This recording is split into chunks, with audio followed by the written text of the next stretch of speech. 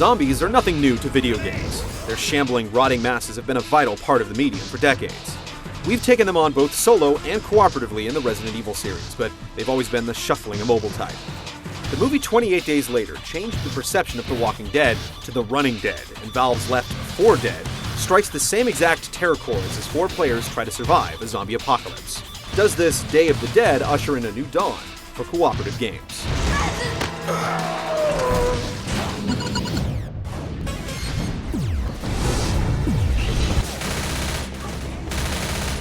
Oh, hell yes! Zombies have taken over, and as luck would have it, you're one of 4 survivors. You play as either Francis, the typical action game hero, Lewis, the out-of-work IT guy, Bill, the Vietnam vet, or Zoe, a college student obsessed with horror flicks.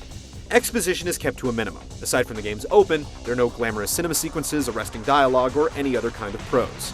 You never even find out what's causing the outbreak. It's kill or be killed, and that's it.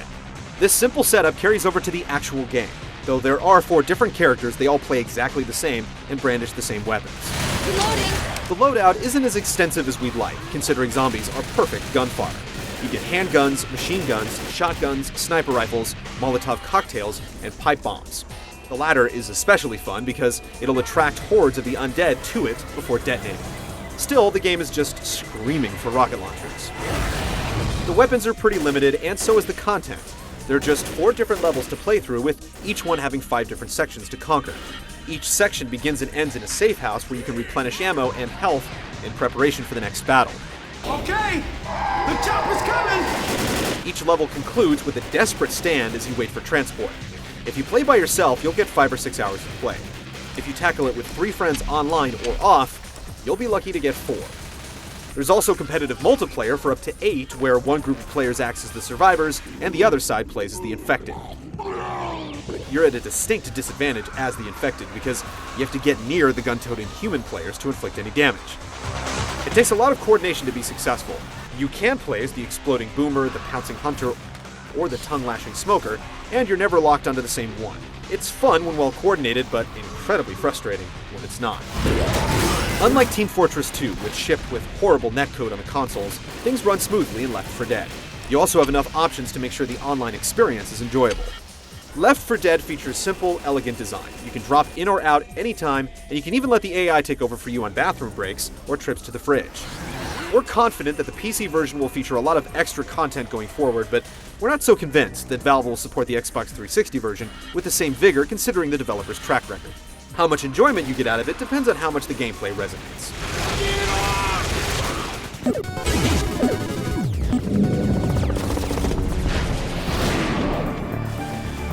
As far as the shooting is concerned, Left 4 Dead is about as simple as it gets. You can crouch for increased accuracy or melee, but that's about as deep as it goes.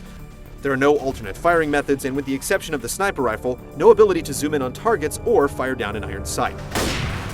It's all about the twitch, and when you have dozens of bloodthirsty undead running at you full bore, there's a lot of it to be done.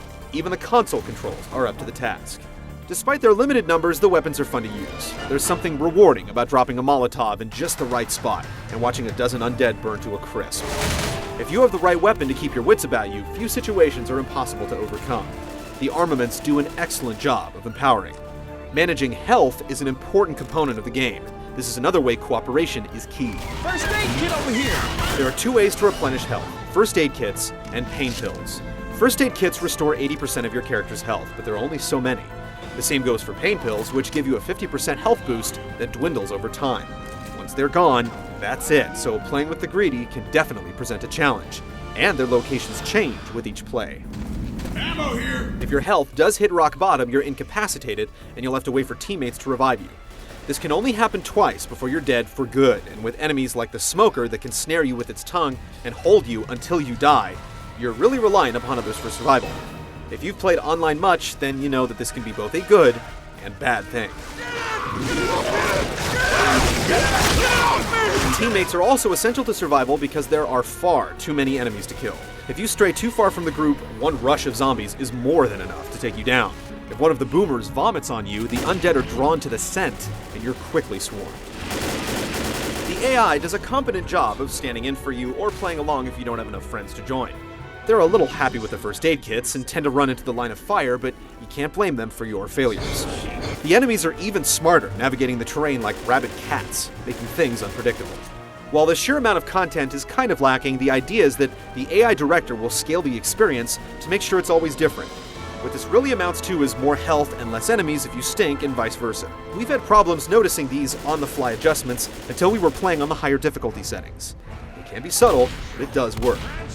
With few enemy types, no boss encounters, and no puzzles, Left 4 Dead is all about mowing down scores of zombies, reviving, healing, and moving on. It's a very simple shooter to play, but it's the way the enemies attack and navigate the environment that makes it so unique.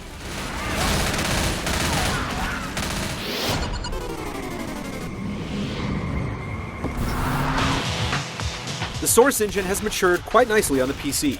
Despite its age, if you have a competently powered rig, the visuals are still in the same league as some of the platform's best. On the Xbox 360, it's a more pedestrian effort. The lighting is especially good, but we would have liked to see it woven into the fabric of the gameplay a little more, especially for a game like this. The incredible physics we're used to in games like Half-Life 2 are a wasted opportunity here, relegated to zombie death crumbles. Reloading! The audio is excellent, with zombies screaming like banshees, characters speaking up to alert you of weapons and health, Weapons over here. and ominous music hitting at all the right times.